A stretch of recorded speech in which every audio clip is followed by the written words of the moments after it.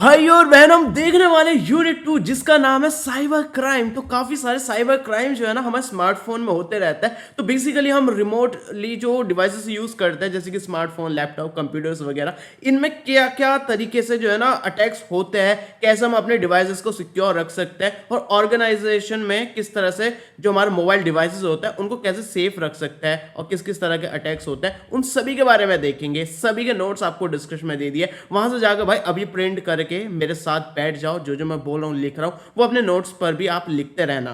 देखो, सबसे पहला मोबाइल एंड वायरलेस डिवाइसेस। अब ये क्या होता है? अब मैं आपसे पूछने लगूं कि मोबाइल फोन क्या होता है, क्या आप नहीं बता सकते? बता सकते हो यार, ये किताबी भाषा पढ़ने की जरूरत नहीं है। अपने दिल से जो दिल में आ रहा है आपके वो लिखो यार, क्यों चक्कर में पड़ना। वायरलेस डिवाइसेस क्या होता है, खुद से बताओ। वायरलेस डिवाइसेस जो वायरलेसली काम करते हो, वायरलेसली मतलब जो नेटवर्क को वायरलेसली कनेक्ट करके हम यूज करते हैं। तो ये सब चीजें आप खुद से भी लिख सकते हो, लेकिन यहाँ पर फिर भी डेफिनेशन है, आप देख सकते हो कि जो भी मोबाइल डिवाइसेस जो होते हैं ना, वो डिवाइसेस होते हैं जो कि पोर्टेबली हम यूज कर सकते हैं। मतलब पोर्टेबल कंप्यूटर्स को सिंपली वर्ड्स में हम मोबाइल डिवाइसेस बोलते हैं। पोर्टेबल कंप्यूटर, कंप्यूटर आप समझते हो, पोर्टेबल मतलब जिसको हम कहीं भी ले जा सकते हैं। और कंप्यूटर सिर्फ वो कंप्यूटर नहीं होता जो डब्बा होता है भाई, वो पहले की डेफिनेशन थी। कंप्यूटर मतलब जिसमें हम कंप्यूटेशन कर सके, कोई भी कंप्यूटिंग पावर का यूज करके कोई भी काम कर सके। हमारा स्मार्टफोन जो है वो भी कंप्यूटर की कैटेगरी में ही आता है। हमारी टैबलेट जो होती है, जैसे कि मेरे हाथ में है ये भी एक कंप्यूटर की कैटेगरी में ही आता है। हमारा स्मार्टफोन भी जो है, मैंने क्या बोल दिया, हमारी टैबलेट जो है वो भी एक मोबाइल की कैटेगरी, हाँ क्या मैं क्या बोल रहा हूँ, टैबलेट जो है वो हमारी कंप्यूटर की कैटेगरी में आता है, स्मार्टफोन भी हमारी कंप्यूटर की कैटेगरी में आता है। तो जो भी पोर्टेबल कंप्यूटर होता है उनको हम मोबाइल डिवाइसेस बोलते हैं।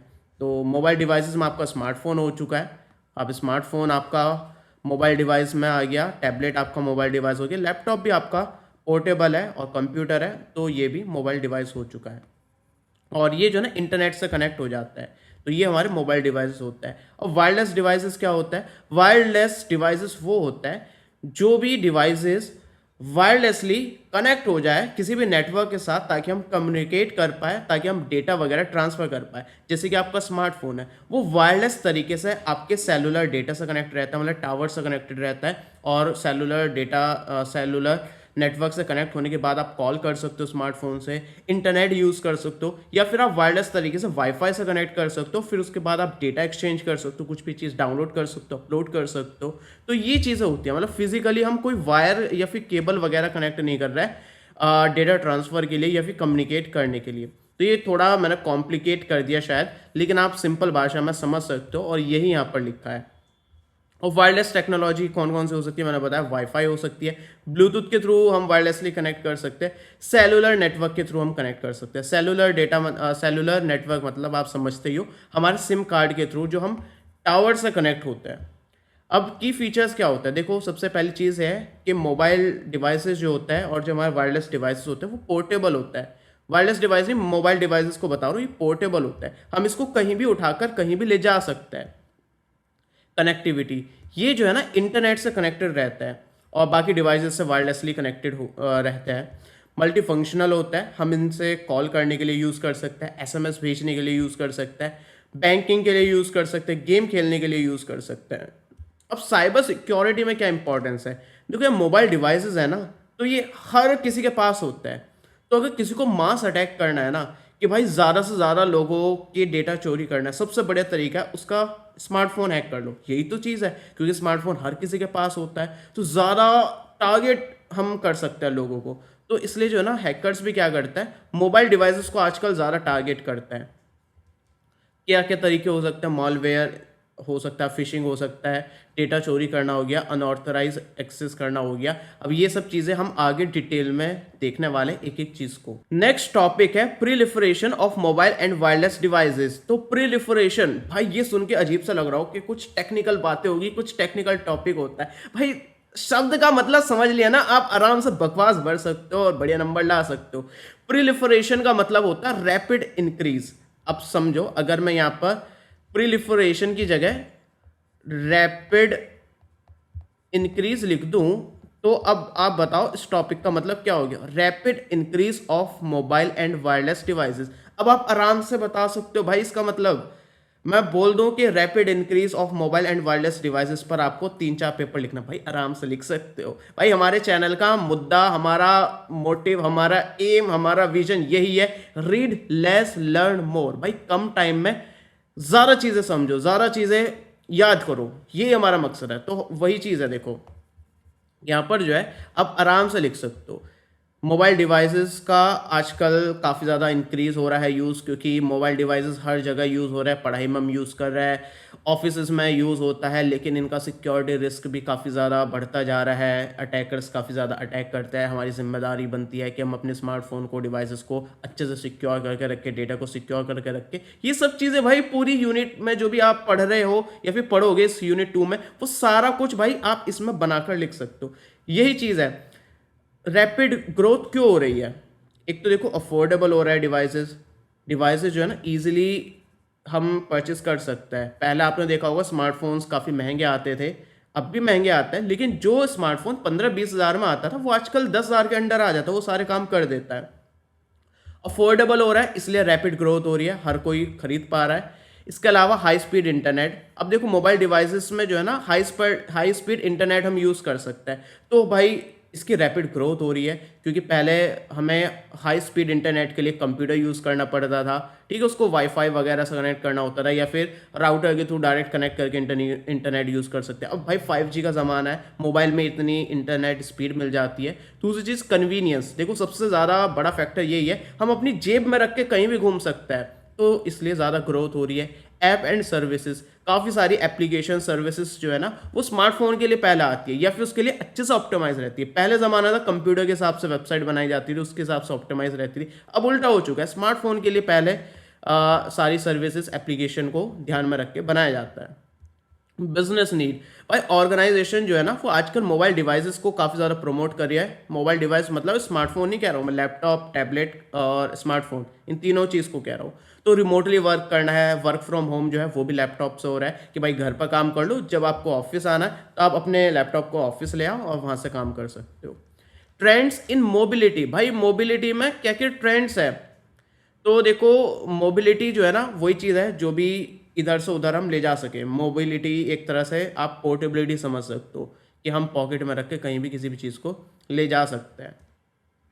अब इसका मतलब ये हो गया कि हम इंफॉर्मेशन सर्विस या फिर एप्लीकेशन को कहीं भी किसी भी टाइम एक्सेस कर सकते हैं, तो ये मोबिलिटी हो गया।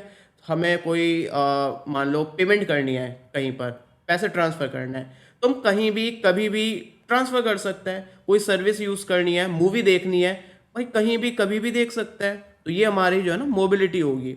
अब की ट्रेंड्स क्या क्या है, तो मोबिलिटी में सबसे बड़ा ट्रेंड तो भाई स्मार्टफोन और टैबलेट्स है। मोबाइल और टैबलेट्स काफ़ी ज़्यादा खरीदे जा रहा है, क्योंकि वो मोबिलिटी में काफ़ी ज़्यादा मदद करता है, क्योंकि उसी के थ्रू हम ये सारी चीज़ें एक्सेस कर सकते हैं। हाई स्पीड इंटरनेट, भाई मोबिलिटी को बूस्ट करने के लिए, उसको सपोर्ट करने के लिए हाई स्पीड इंटरनेट आजकल काफ़ी ज़्यादा ट्रेंड में। 5G आ चुका है, 6G पर काम चल रहा है, वाईफाई की स्पीड इतनी ज़्यादा मिल चुकी है, इतना अफोर्डेबल वाईफाई हो चुका है। मोबाइल एप्लीकेशन और सर्विसेज, भाई इतनी सारी एप्लीकेशंस आ चुकी है, बैंकिंग की, सोशल मीडिया की, तो जो कि हम डायरेक्टली अपने स्मार्टफोन टैबलेट में यूज़ कर सकते हैं remotely. Bring your on devices, भाई कंपनी क्या करती है, अपनी तरफ से कोई कंप्यूटर सिस्टम नहीं देती कि भाई अपना कंप्यूटर ले आओ और यहाँ पर आओ और काम शुरू करो। या फिर काफ़ी सारी कंपनी तो ऐसी होती है जिनका मोबाइल फ़ोन से ही काम हो जाता है, कि आप अपना स्मार्टफोन लेकर आओ और अपने स्मार्टफोन से ही कंपनी का काम करो। तो ये भी काफ़ी कल्चर ज़्यादा ट्रेंड में चल रहा है। क्लाउड इंटीग्रेशन, भाई क्लाउड का इंटीग्रेशन हो चुका है मोबिलिटी को प्रमोट करने के लिए। आप स्मार्टफोन में ही जो है ना क्लाउड स्टोरेज यूज़ कर पाते हो, या फिर आपका कंप्यूटर जो है ना, या मोबाइल टैबलेट समझ लो, उसमें आप काफ़ी हाई एंड पीसी यूज़ कर सकते हो क्लाउड का यूज़ करके। कोलैबोरेट कर सकते हो, किसी एक प्रोजेक्ट पर काम करो, आप आपस में कोलैबोरेट कर पाते हो। पेमेंट और बैंकिंग का जो काम है वो भी हम अपने मोबाइल से कर पाते हैं, कहीं भी कभी भी। अब भाई credit card frauds in mobile and wireless computing era, तो क्रेडिट कार्ड के फ्रॉड्स जो है ना काफ़ी ज़्यादा होता है। अब क्रेडिट कार्ड के फ्रॉड्स करना जो है ना थोड़ा बोला जाए तो थोड़ा सिंपल हो जाता है। मतलब बस क्रेडिट कार्ड इन्फॉर्मेशन चाहिए और बैंक खाली, और क्रेडिट कार्ड ना हो तो डेबिट कार्ड का यूज़ करो, तो उसमें इतना इजीली नहीं हो पाता। क्यों नहीं हो पाता वो मैं आपको पर्सनल एक्सपीरियंस से आपको बताऊंगा आगे। जैसे कि यूपीआई हो गया, उसमें भी भाई सामने वाले को बोलना पड़ेगा इस यूपीआई पर ट्रांसफ़र करो, और या फिर हमें उसकी ओटीपी वगैरह चाहिए होंगे, बहुत सारी चीज़ें, लेकिन क्रेडिट कार्ड काफ़ी ईजी हो जाता है। अब मोबाइल फ़ोन जो है ना हर कोई यूज़ करता है, हर किसी के पास होता है, तो काफ़ी ज़्यादा ईजी हो जाता है उसका डेटा चोरी करना।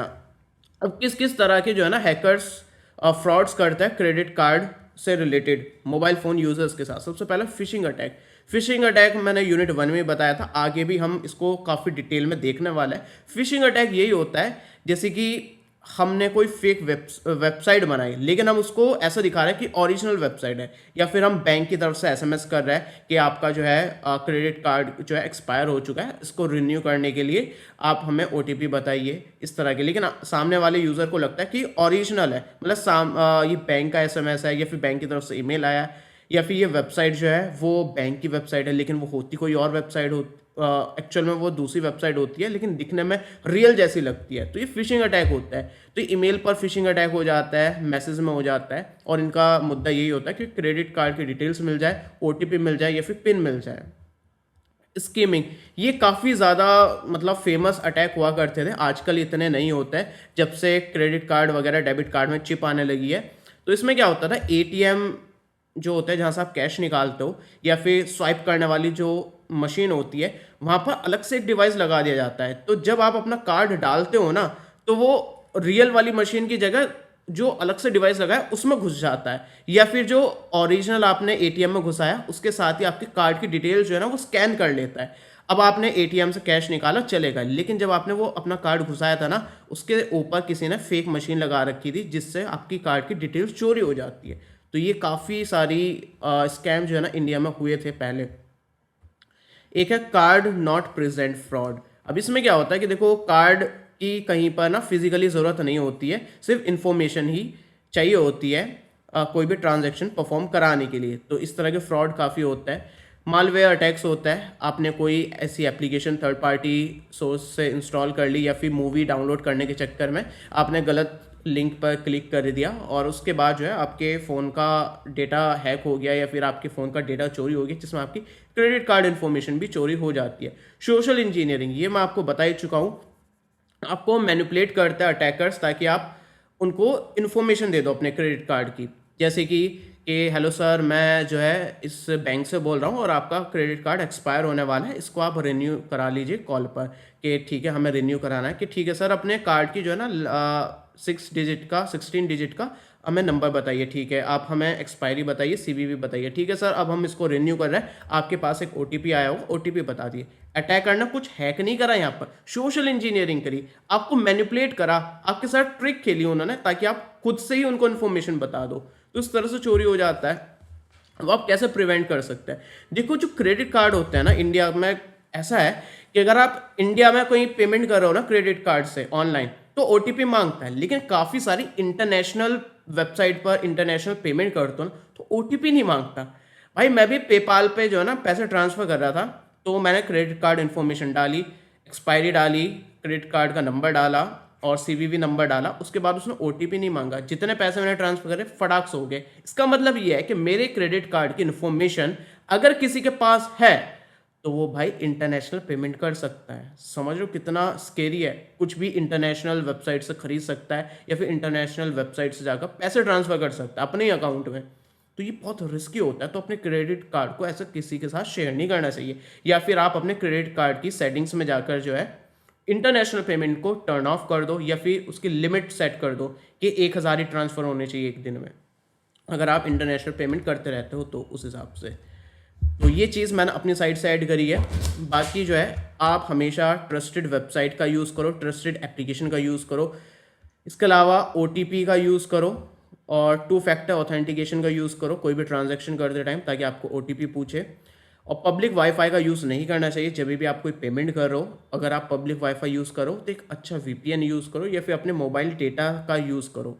रेगुलरली अपने बैंक स्टेटमेंट चेक करते रहना चाहिए, और अपने मोबाइल डिवाइस को जो है ना हमेशा अपडेटेड रखना चाहिए। कोई भी लेटेस्ट सॉफ्टवेयर आया, सिक्योरिटी पैचेस आता है, तो हमेशा अपने स्मार्टफोन को, अपने डिवाइस को अपडेटेड रखना चाहिए लेटेस्ट सॉफ्टवेयर पर।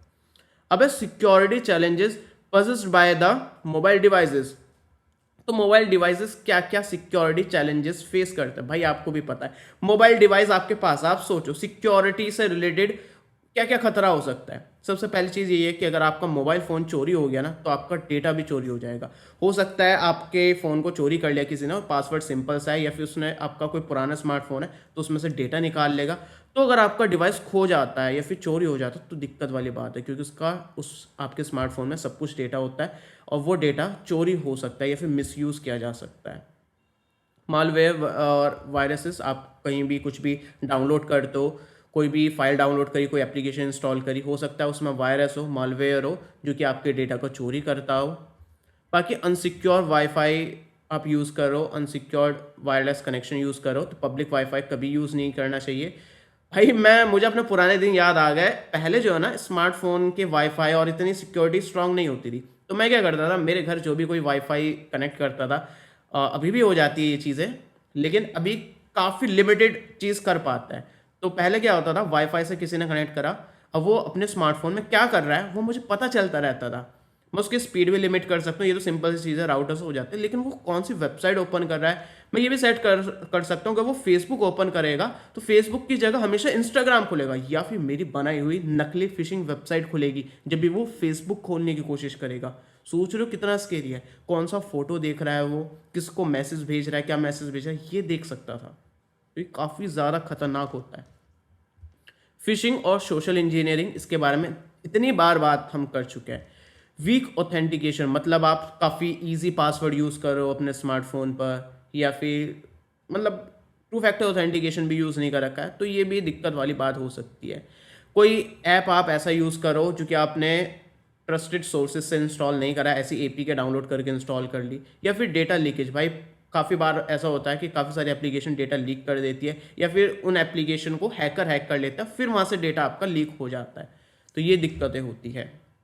अब registry settings for mobile devices, तो देखो हमारे स्मार्टफोन में ना काफ़ी सारी ऐसी कॉन्फ़िगरेशंस होती है, सेटिंग्स होती है, जो कि डिसाइड करती है कि हमारा ऑपरेटिंग सिस्टम और एप्लीकेशन कैसे बिहेव करे। मतलब आपकी सिक्योरिटी को अच्छा बनाने के लिए काफ़ी सारी ऐसी कॉन्फ़िगरेशन, काफ़ी सारी ऐसी सेटिंग्स होती है, ताकि हमारी सिक्योरिटी, परफॉर्मेंस और प्राइवेसी इंप्रूव हो पाए स्मार्टफोन में। कौन कौन से होते हैं, जैसे कि सिक्योरिटी कॉन्फ़िगरेशन होता है, मतलब आपका पासवर्ड, आपके स्मार्टफोन पर पासवर्ड लगाना हो गया, स्क्रीन लॉक लगाना हो गया, फिंगरप्रिंट या फिर फेस आईडी लगाना हो गया। तो ये भी एक सेटिंग होती है जिससे आप अपने डिवाइस की सिक्योरिटी को बढ़ा सकते हो, ठीक कर सकते हो। नेटवर्क सेटिंग होती है, जहाँ पर आप वाईफाई, वीपीएन वगैरह को आप सेटिंग में जाकर चेंज कर सकते हो, या फिर ऑटोमेटिकली किसी भी अननोन वाईफाई या फिर पब्लिक वाईफाई से कनेक्ट हो जाए उसको आप टर्न ऑफ कर सकते हो।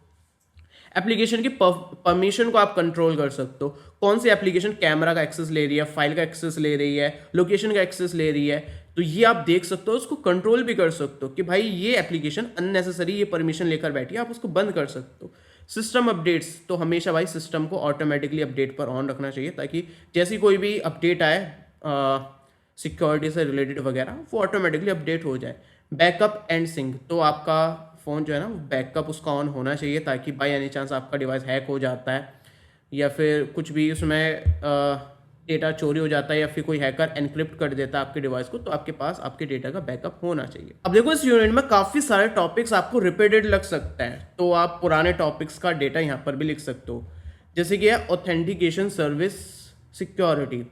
तो इसका मतलब आप क्या समझते हो, ऑथेंटिकेशन सर्विस, ताकि सिक्योरिटी की पर्पज़ के लिए ऑथेंटिकेशन मतलब पासवर्ड, फिंगरप्रिंट स्कैनर वगैरह के थ्रू अपने फिंगरप्रिंट या फिर बायोमेट्रिक्स, अपने फेस आईडी वगैरह सिक्योरिटी के लिए लगाना, यूज़ करना। इस तरह के ऑथेंटिकेशन टेक्निक होती है ताकि हम सिक्योरिटी के लिए यूज़ कर सकते हैं। अब खुद सोच के बताओ, कोई भी फाइल है, कोई भी डिवाइस है, उस पर ऑथेंटिकेशन कैसे लगा सकते हैं ताकि ऑथराइज पर्सन ही उसको यूज़ कर पाए। मतलब आपका स्मार्टफोन है तो आपका स्मार्टफोन सिर्फ आप ही यूज़ कर पाओ, उसके लिए आप क्या कर सकते हो, खुद बताओ। पासवर्ड लगा सकते हो, सिंपल सी बात है। आप उसमें फिंगरप्रिंट स्कैनर के थ्रू अपने फिंगरप्रिंट्स ऐड कर सकते हो, अपना फेस अनलॉक के लिए फेस ऐड कर सकते हो, फेस आईडी ऐड कर सकते हो। आपका इंस्टाग्राम अकाउंट है, उसको सिर्फ आप ही लॉगिन कर पाओ, क्या कर सकते हो, पासवर्ड लगा सकते हो, ओटीपी लगा सकते हो, multi factor authentication, two factor authentication use कर सकते हो। ये सब चीज़ होती है, यही यहाँ पर टॉपिक है भाई। आप पासवर्ड यूज़ कर सकते हो, और इसमें भी आप स्ट्रॉन्ग पासवर्ड यूज़ करना चाहिए, वीक यूज़ नहीं करना चाहिए।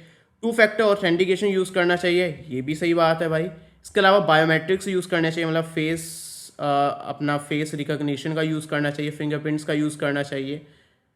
इसके अलावा टोकन बेस्ड ऑथेंटिकेशन, आपको पता होगा काफ़ी सारी ऐसी एप्लीकेशन आती है जैसे कि माइक्रोसॉफ्ट की है।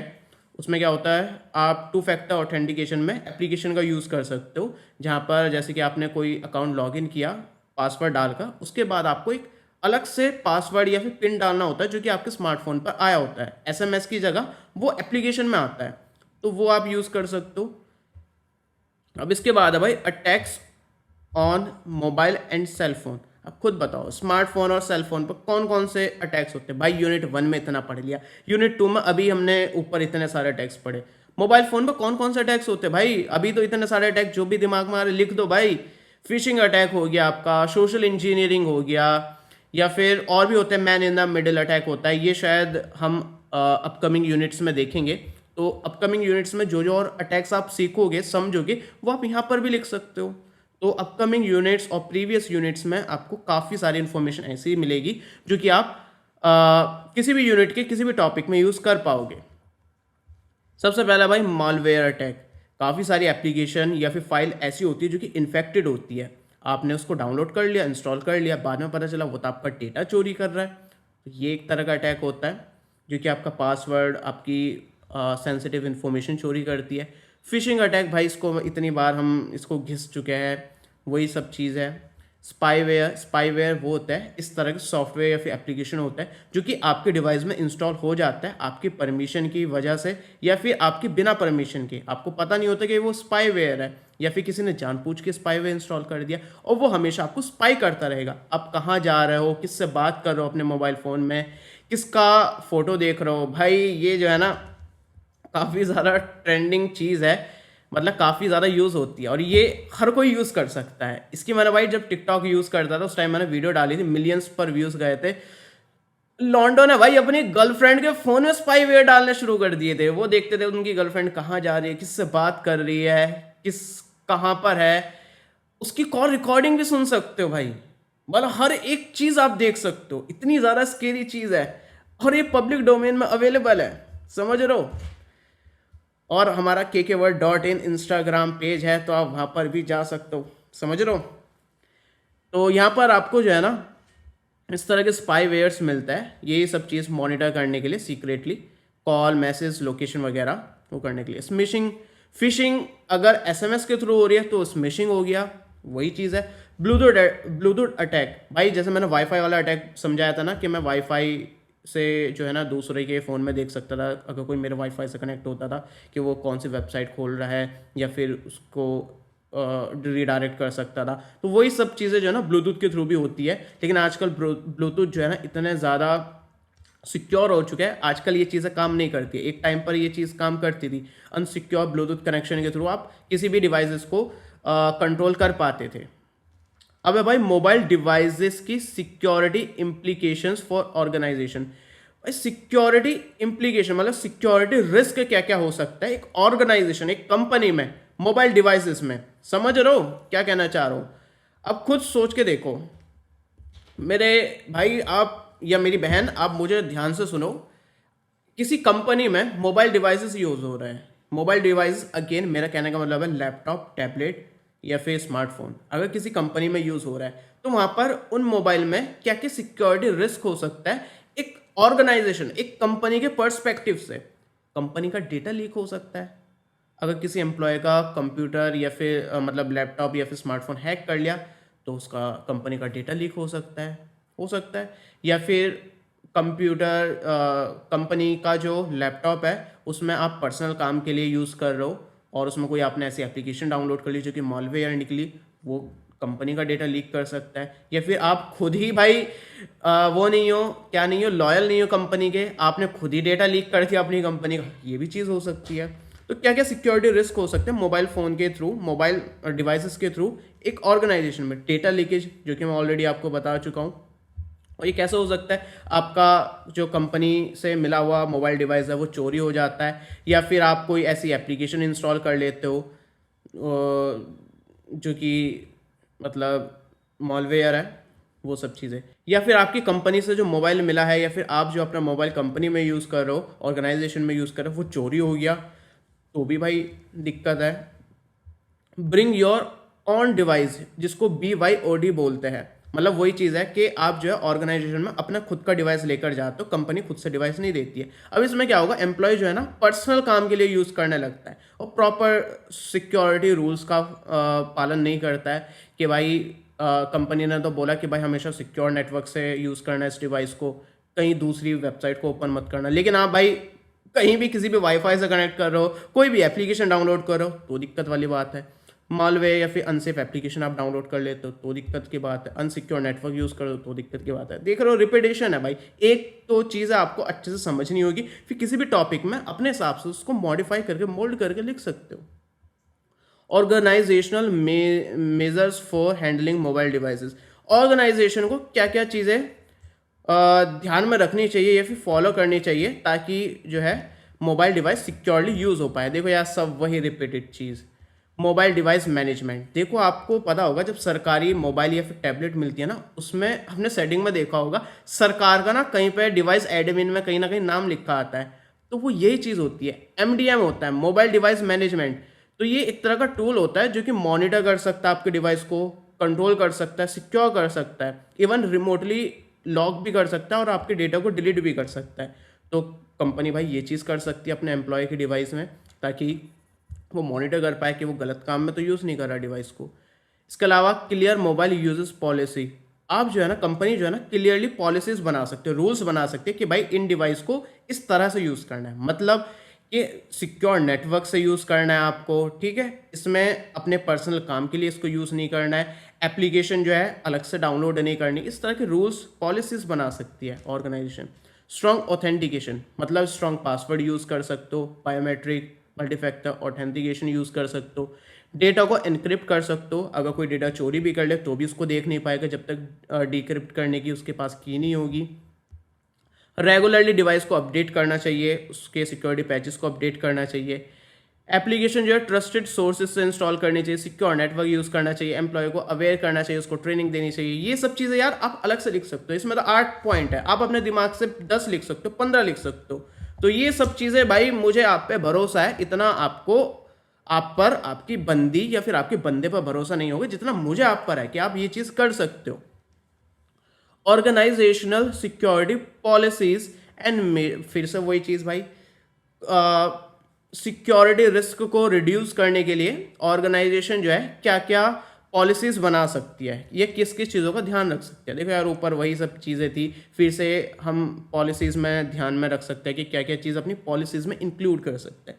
एक तो ये है कि हम मोबाइल यूजेस पॉलिसी बना सकते हैं कि कौन सा ऐप कहाँ से डाउनलोड करना है, कहाँ से यूज़ करना है, कितना आपको डिवाइस को यूज़ करना है, पॉलिसी बना सकते हैं कि किस तरह से काम के लिए इसको यूज़ करना है। और ब्रिंग योर ऑन डिवाइस वाली यहाँ पर सिस्टम चल रहा है तो वहाँ पर भी अलग से रूल बनाया जा सकता है। एक्सेस कंट्रोल पॉलिसी बनाई जा सकती है ताकि अगर कोई मान लो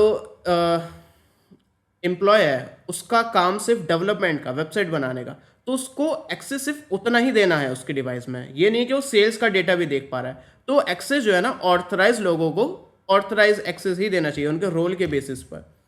डेटा प्रोटेक्शन पॉलिसी हम लगा सकता है, मतलब ये है कि कॉन्फिडेंशियल डेटा जितना भी है ना उसको एनक्रिप्ट करके रखो तो भी सिक्योरिटी की चीज़ें हो जाएगी। बाकी कुछ मेजर्स दे रखे हैं जो कि हम ऊपर देख चुके हैं, तो वही सब चीज़ें नीचे रिपीटेड है। तो भाई देख रहे हो 30 मिनट के अंदर हमने इसको यूनिट को निपटा दिया है। बाकी देखो इसके अलावा ना कुछ इंपॉर्टेंट टॉपिक्स भी होता है, यहाँ पर आपको दिखा देता हूँ मैं, कुछ एक्स्ट्रा टॉपिक्स भी होते हैं जो कि सिलेबस में नहीं होते लेकिन भाई एग्जाम्स में पूछे जाते हैं। इवन PYQ जो है ना यूनिट वाइज, देखो लॉन्ग क्वेश्चन यूनिट 1 का, यूनिट 2 में कौन कौन से पूछे जाता है, ये सब 2 मार्क्स में कौन कौन से पूछे गए हैं, ये सच में पूछे गए प्रीवियस ईयर क्वेश्चन है यूनिट वाइज, और इनको मार्क्स के हिसाब से भी डिवाइड कर रखा है। और इंपॉर्टेंट टॉपिक्स भी है जो कि बहुत ज़्यादा एक्स्ट्रा टॉपिक्स है और लेकिन वो एग्जाम में पूछे ही जाते हैं। ये सब हमारी आपको कंप्लीट ई बुक में मिल जाएगा, लिंक डिस्क्रिप्शन में दे रखी है, वहां से जाकर आप उसको परचेस कर सकते हो। बाकी यार यूनिट 3 के लिए आप एक्साइटेड हो, नीचे कमेंट में बता देना। मिलते हैं यूनिट 3 में, तब तक के लिए हमारे kkstore.kkworld.in पर अनबॉक्स और न्यू प्रोडक्ट्स काफी क्रेजी लूट प्राइस पर मिल रहा है, लिंक डिस्क्रिप्शन में मिल जाएगी।